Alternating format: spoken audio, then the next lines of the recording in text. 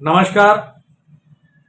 मी आहे आपला मित्र डॉक्टर आंबेजोगाईकर, संपादक अग्निबाण लाईव्ह न्यूज चॅनल उमरखेड. मित्रांनो, सध्या जगामध्ये इराण आणि इस्रायल यांचे युद्ध मागील एक आठवड्यापासून सुरू आहे. याची कल्पना तुम्हाला आहेच. आणि पूर्ण जग हे दोन बाजूमध्ये विभागलं गेलेलं आहे.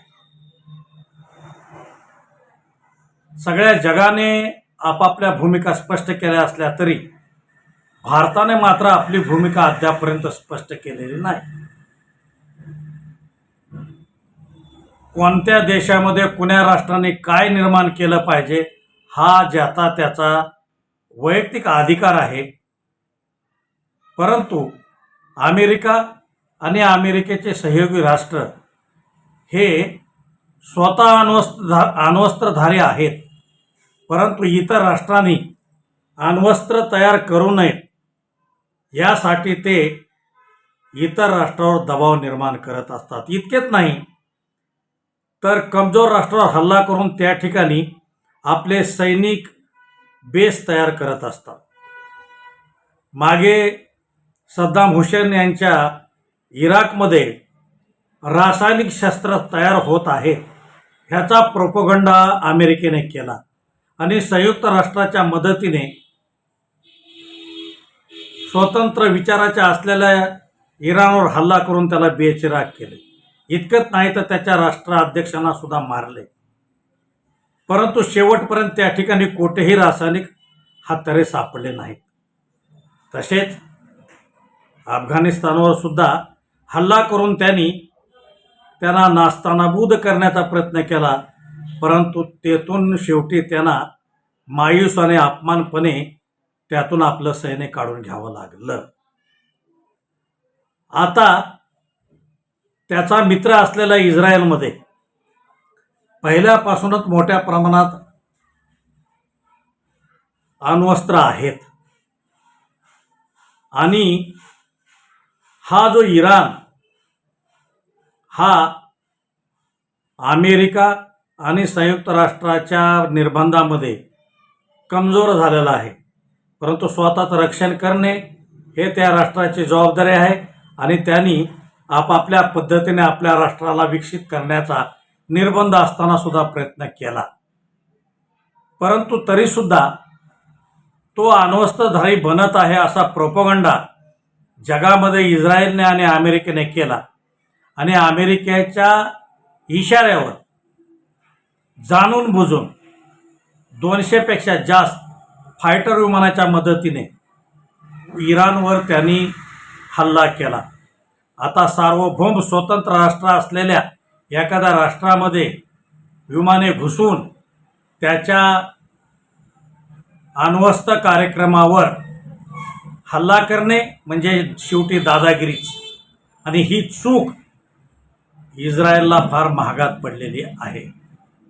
वास्तविक इस्रायलच्या अवतीभोवती असलेल्या कमजोर राष्ट्रावर मिसाईल टाकणे, हल्ला करणे, नागरिकांना, महिलांना, मुलांना, लेकरांना मारणे, रोटीच्या ऐवजी गोळी घालणे असे अनेक प्रकार अत्याचार इस्रायलने आतापर्यंत केलेले आहेत.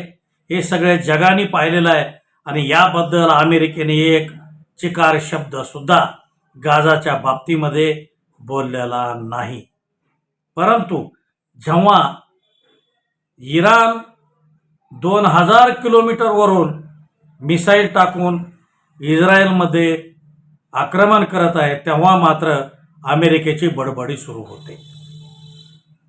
इतकेच नाही तर इराणच्या अण्वस्त्र कार्यक्रमावर जर हल्ला केला तर आम्ही युद्धामध्ये भाग घेऊ असा स्पष्ट इशारा रशिया आणि चीनने दिलेला आहे आणि त्यांना उत्तर कोरियाच्या तानाशहाने सुद्धा पाठिंबा दिला.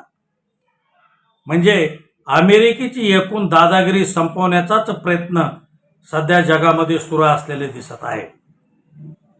रशिया आणि युक्रेनच्या युद्धाला सुद्धा अमेरिकेमुळेच पाठबळ मिळालेलं आहे आणि अमेरिकाच युक्रेनला हत्यारं सुद्धा पुरवत आहे. हे सर्वांना माहीत आहे. थोडक्यात सांगायचं झाले तर जगामध्ये अशांती निर्माण करायचं काम जर कोण करत असेल तर ते राष्ट्र आहे अमेरिका. आणि अमेरिका आपल्या सोबत असलेल्या राष्ट्रांना हत्यारे देऊन मदत करून त्यांना इतर राष्ट्रामध्ये अशांती निर्माण करण्याचा प्रयत्न हे सतत करत असते. आणि त्याचाच परिणाम म्हणजे हे कालचे इराण आणि इस्रायलचे युद्ध आहे.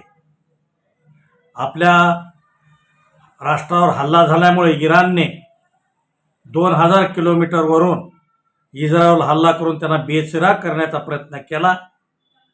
आणि अमेरिकेच्या मदतीने इराकमधून अमेरिकेच्या सैनिक बेसवरून इस्रायल विमानाने हल्ला इराणवर करत आहे.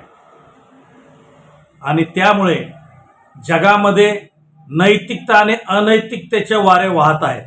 आणि नैतिकतेच्या बाजूने सध्या रशिया, चीन, उत्तर कोरिया हे राष्ट्र उभे राहिलेले आहेत. परंतु भारताने मात्र आपली कुठलीही भूमिका स्पष्ट केलेली नाही. आणि त्यामुळे इराणने स्पष्ट असा इशारा दिलेला आहे की भारताने आपली स्पष्ट भूमिका जाहीर करावी. वास्तविक मोदी सरकार इस्रायलच्या बाजूने थोडं जास्त झुकलेलं दिसतं.